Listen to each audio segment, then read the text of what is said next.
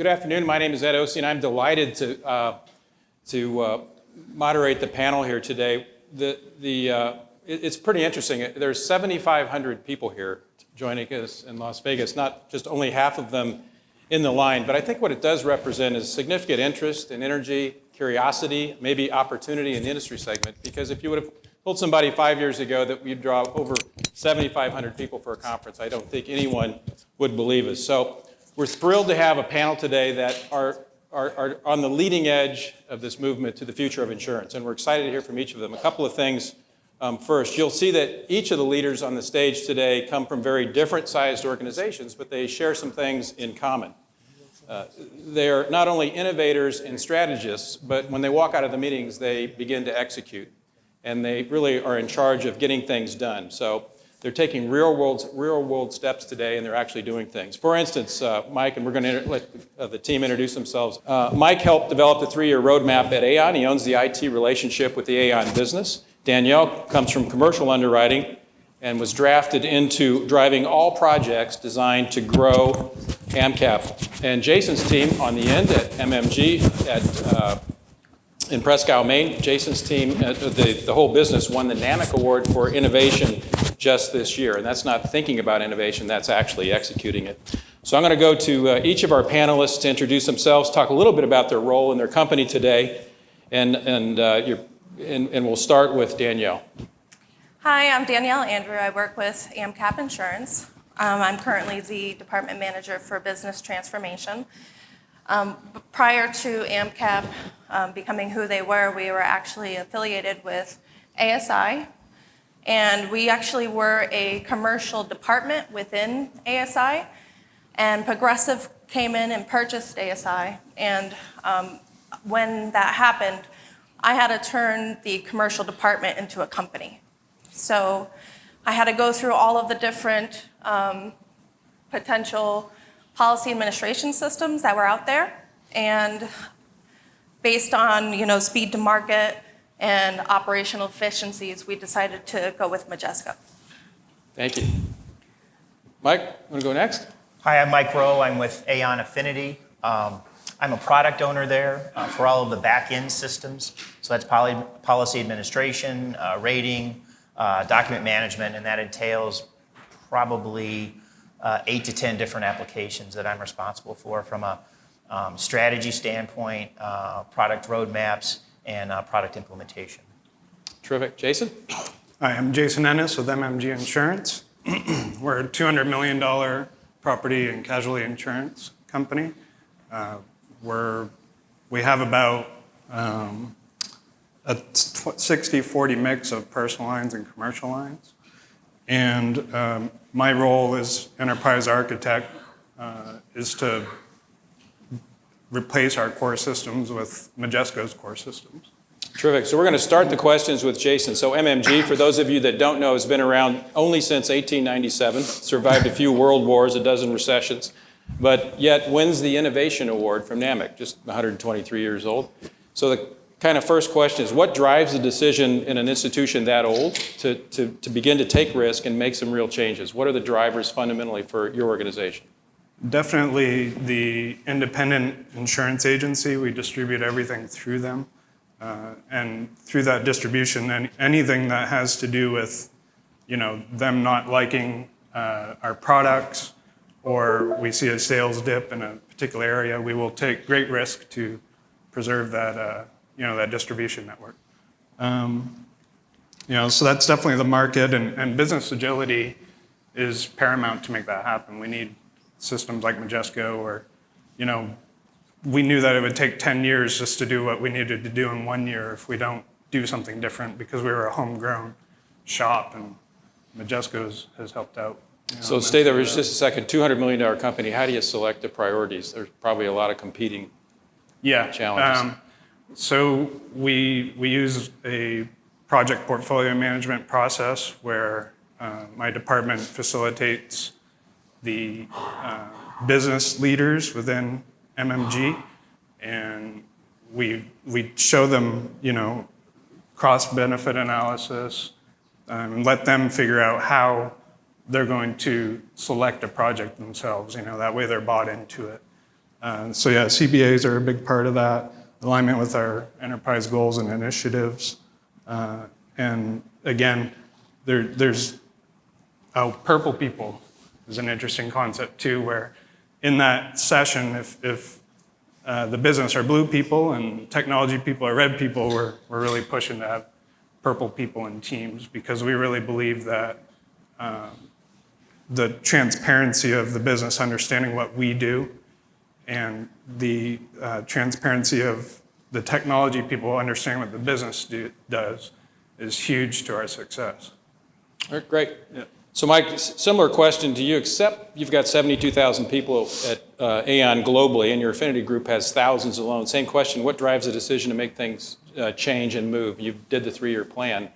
Yeah, definitely. Change is here. Change has been here, and we're trying to adapt to it as fast as possible. From a product standpoint, what we've done is we've created a business accelerator.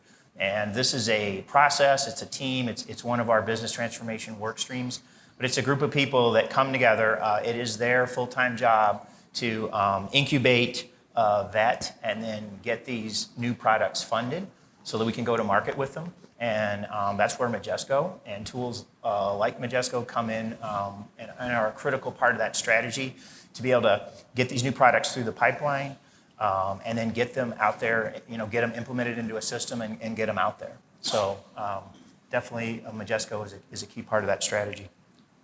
So how do you select and then agree and then sort of measure as you think about your process, which you're well into? I think 55 systems you're pulling into one.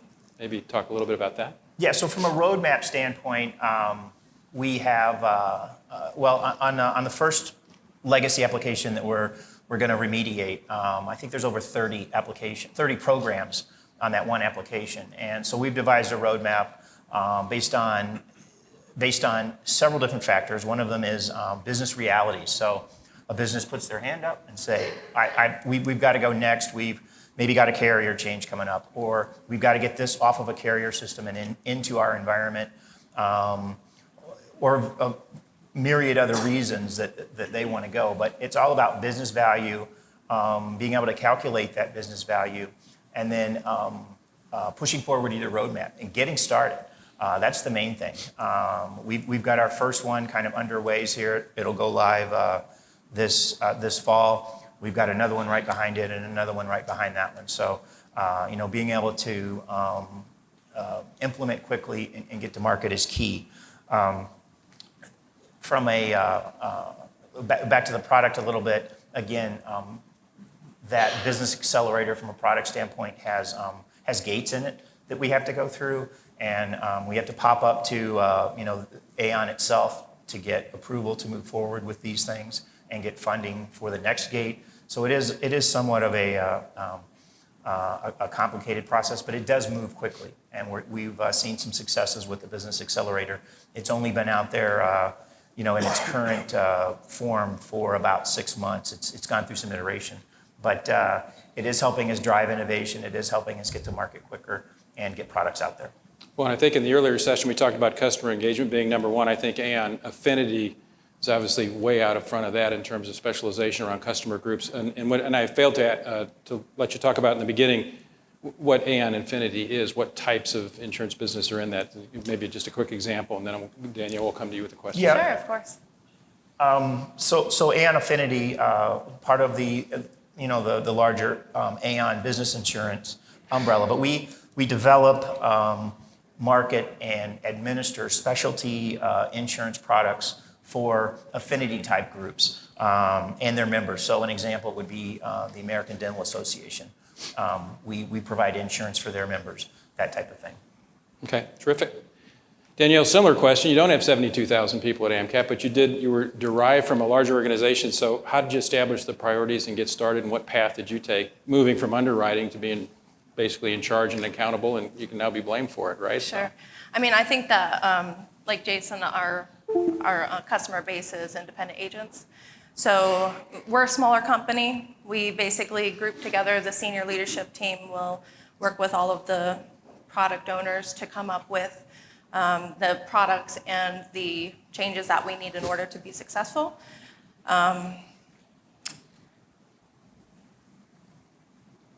I'm having. That's okay.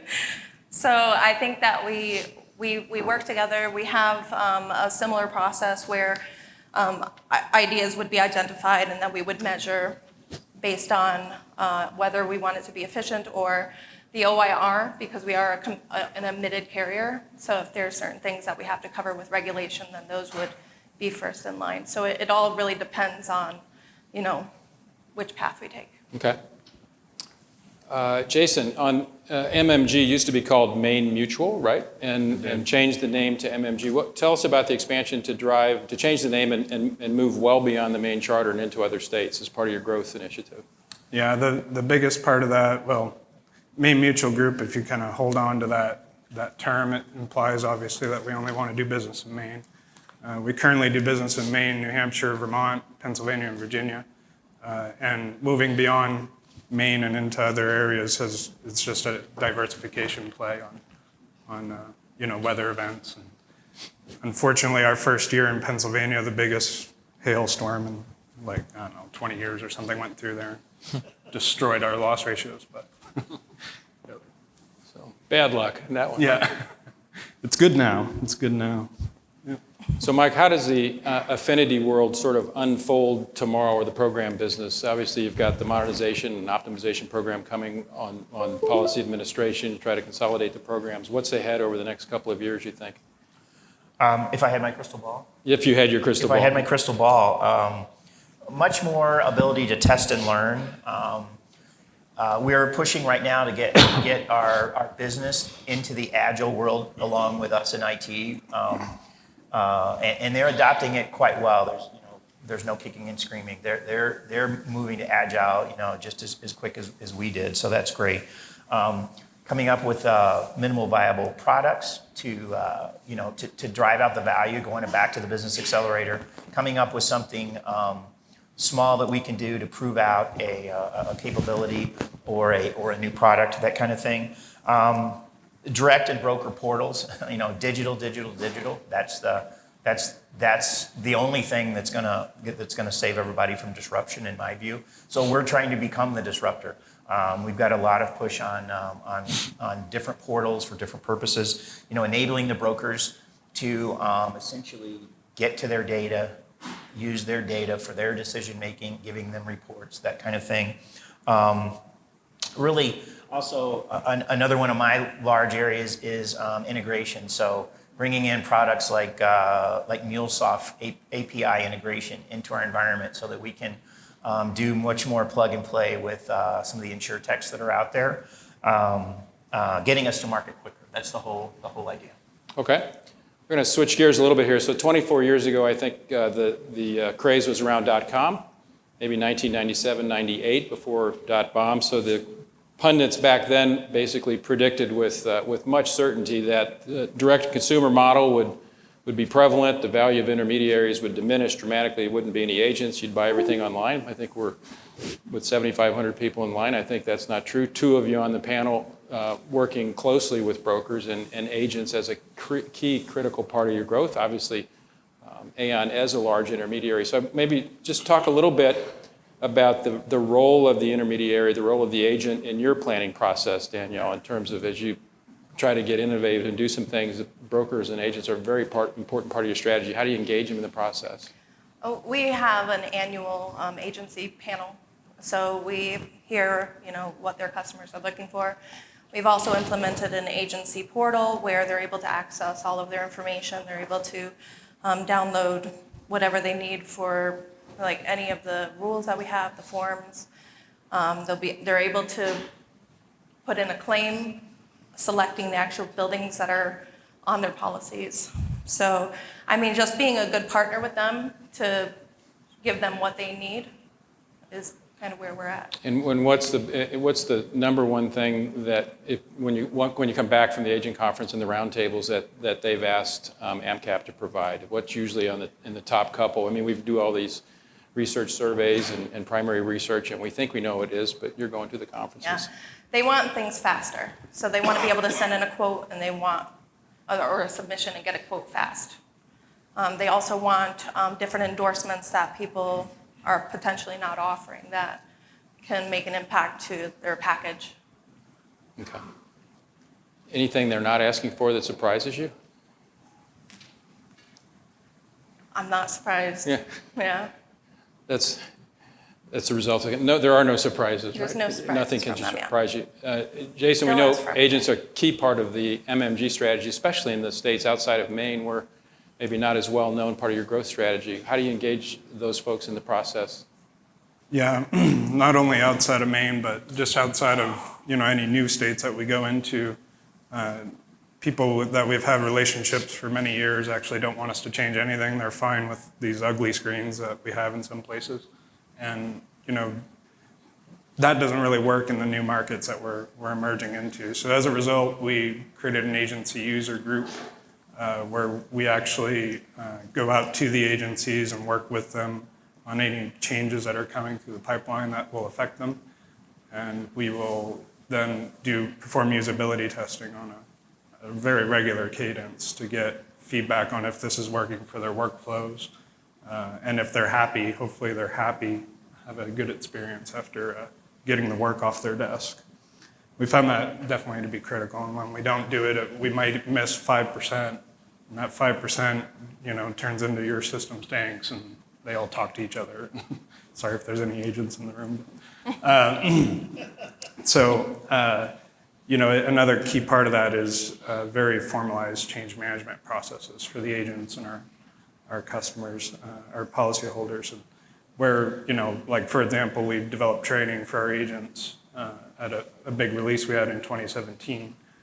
And they ended up, the training was a video with audio, and a great percentage of our agents don't have a way to listen to audio on their computer. So we've taken a very proactive approach this time around to make sure that even our training and change management programs are effective. So, I don't know what the most recent stats were, 38,000 agents, average age 55, and we're talking exclusively about property and casualty companies, to most extent on the stage. When you meet with your agents, is there the great age divide that we see in our research, and that the younger agents, and I say this because I'm older, the younger agents want digital and the older agents don't know how to play audio on the computer? Or? Yeah, exactly. Maybe it's just they didn't have it. I don't know. Maybe nothing to do with their age. Do you have different rooms that they go in, or? Yeah. Well, actually, we were getting feedback from an agency once, and they had a fresh graduate working at the front desk, and at the top of the screen of one of the I can't remember the name of the software, but it said rating at the top, and she's like, "What's that?"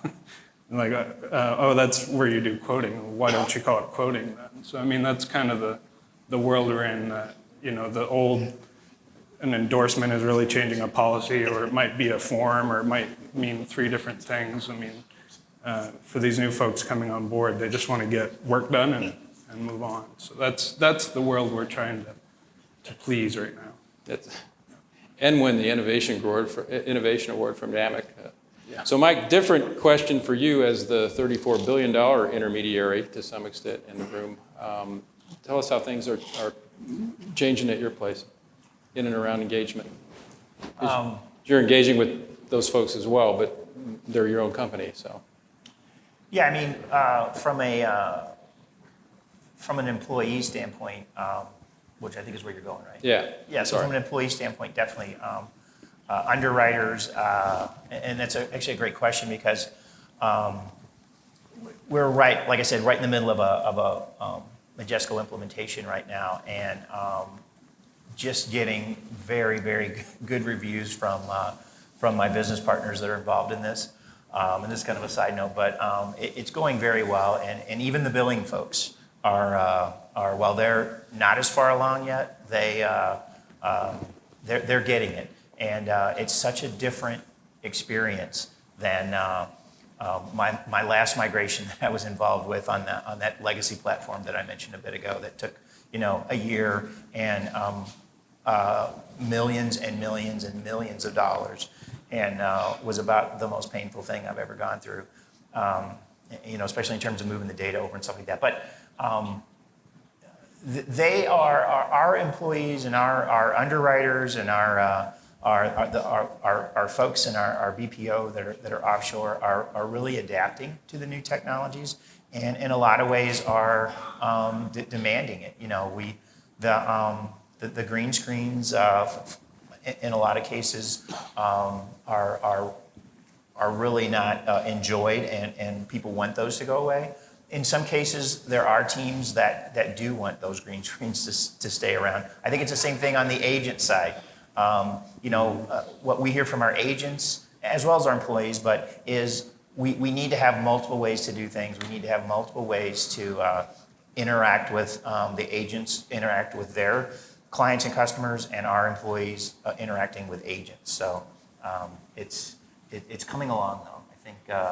I think people are very happy with the direction that things are going. So as you set out your 3-year Aon sort of modernization roadmap, what was sort of the number one ask, or were there 600 number one asks from the business, and that was the problem? Or was there a headline? Yeah, I think from a business standpoint, it was get it done quickly. The legacy systems just have so many problems, so many workarounds. So that's one of the big things they're looking to get away from, and we really have with this next implementation is get away from all the workarounds that take time, take people away from moving around within the system, and lets them get their job done much more efficiently and effectively. Thank you.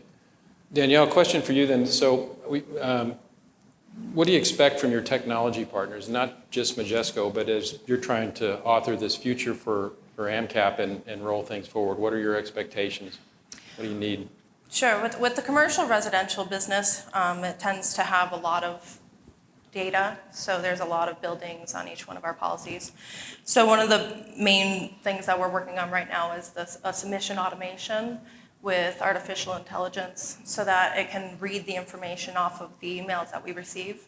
And then what we would end up doing is extracting all of that data into a database and then working with Majesco to then create the APIs that are needed to pull that data into the system if it is something that we want to quote, or potentially just hold that data inside of a database for analysis for different reasons later on to maybe change our underwriting guidelines. Okay. Jason, similar question for you. You'd mentioned at the outset that MMG had a history of sort of rolling your own and homegrown systems, and very capable ones actually maintained with a small staff, so not the pejorative old homegrown systems that you might hear about at the conference, but actually pretty efficient and reasonably well done. So the way to go to the future, how would you answer the same question? What do you expect from the partners now that you're not doing homegrown systems anymore and you're moving to modern and digital platforms?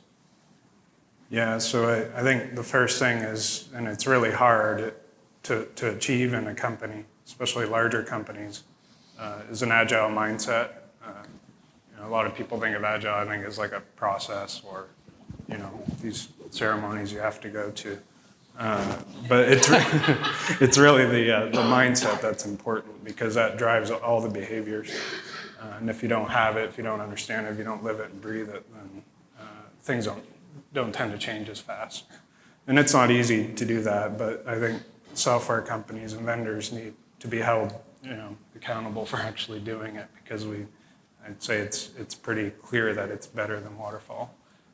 So that's one thing. And then that leads to some of the stuff like what Manish was talking about earlier with more frequent releases that the business can actually, the customers or the vendor can actually absorb and not feel like they're constantly trying to keep up with releases, which is why monolithic releases happen to begin with, is because it's not economical for the business to keep up. They've got other things to do than just update software. So making that easy is another huge part. Okay, so final question for the three. You're all three pioneers. You're well ahead on the path and on the journey and actually delivering measurable results to the business with go lives and awards and such. But what lessons learned or advice might you offer to others that are in the earlier stages of modernization or trying to recover from modernization? But Danielle, what are your thoughts? What advice would you give others early in the journey?